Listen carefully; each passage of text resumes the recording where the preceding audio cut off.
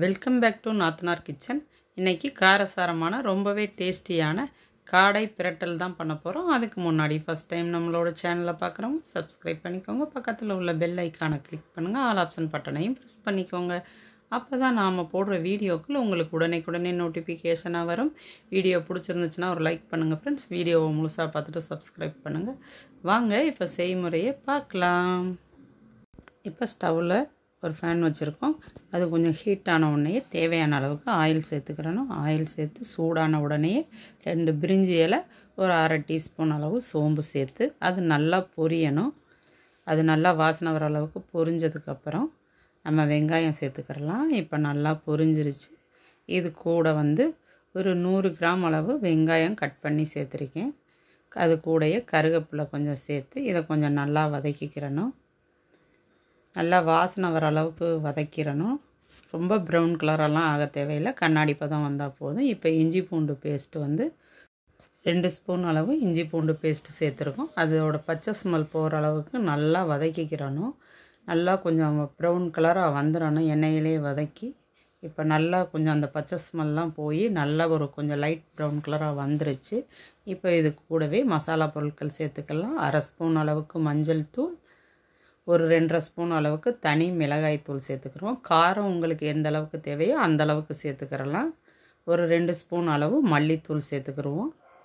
2 spoon சேர்த்தாச்சு. இது கூடவே 1.5 ஸ்பூன் அளவு சின்ன ஜீரகத்தூள் சேர்த்துக்கிடுவோம். இது 1.5 ஸ்பூன் அளவு சேர்த்து நான் 3/4 காடைக்கு சேர்க்குறேன் மசாலா. 1 ஸ்பூன் அளவு மிளகுத்தூள் சேர்த்துருக்கோம். இப்போ மசாலா எல்லாத்தையுமே அந்த எண்ணெயோடு சேர்த்து நல்லா வதக்கி விட்டுறணும். அப்போ கலர் நல்லா கிடைக்கும், டேஸ்ட்டு ரொம்ப நல்லாயிருக்கும். கொஞ்சம் மீடியம் ஃப்ளேமில் வச்சு வதக்கணும், இல்லாட்டி கரிஞ்ச மாதிரி ஆயிரும். இப்போ மசாலா எல்லாம் நல்லா வதக்கிட்டோம். இது கூடயே காடையை நல்லா கட் பண்ணி நல்லா க்ளீன் பண்ணி வாஷ் பண்ணி எடுத்து வச்சுருக்கோம். இப்போ காடையும் அது கூடயே சேர்த்துக்கிடுவோம். நான் ஒரு 4 காடை சேர்த்துருக்கேன். அது 3/4 கிலோ அளவு இருந்தது. இப்போ அந்த மசாலாக்களோட காடையும் சேர்த்து நல்லா மிக்ஸ் பண்ணி விட்டுறணும். அந்த மசாலா எல்லாம் சேர்த்து அந்த எண்ணெயோடு கொஞ்சம் வதக்கையில் அதோட டேஸ்ட் நல்லாயிருக்கும்.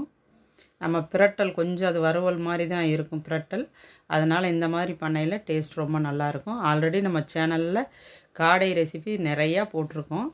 இப்போ ஒரு 5 நிமிஷம் மூடி லோ ஃப்ளேமில் வச்சுருந்தோம். கொஞ்சம் அந்த மசாலாவோட நல்லா கொஞ்சம் லைட்டாக வெந்திருக்கும். காடை வேக அதிக நேரம்லாம் ஆகாது.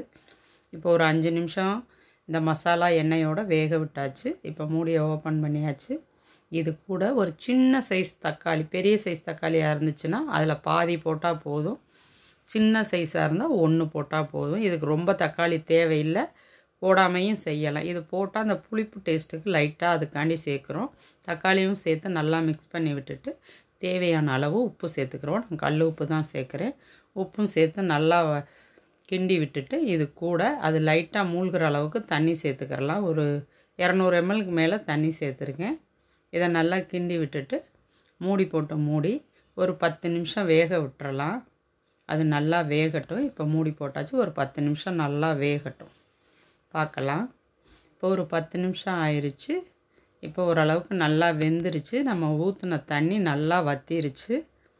இன்னும் கொஞ்சம் நம்ம மூடி போடாமல் இன்னும் நல்லா கிண்டி விடணும். இப்போ இதை நல்லா மிக்ஸ் பண்ணி விட்டுட்டு இப்போ நல்லாவே திக்காக வந்துருச்சு. வாசனை கமகமன்னு வர ஆரம்பிச்சிருச்சு. இப்போ இது கூட கரம் மசாலா தூள் 1 ஸ்பூன் அளவுக்கு சேர்த்துக்கிறலாம்.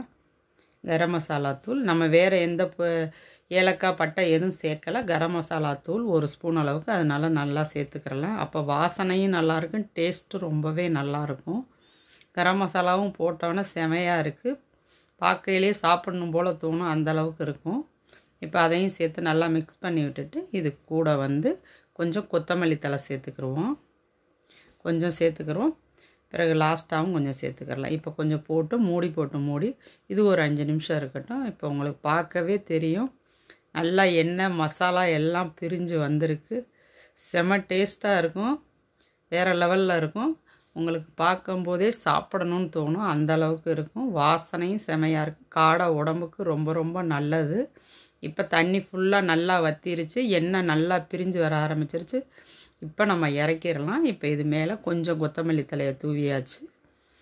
தூவி நல்லா மிக்ஸ் பண்ணிவிட்டு நம்மளோட சுவையான காரசாரமான காடை மசாலா பிரட்டல் ரெடி.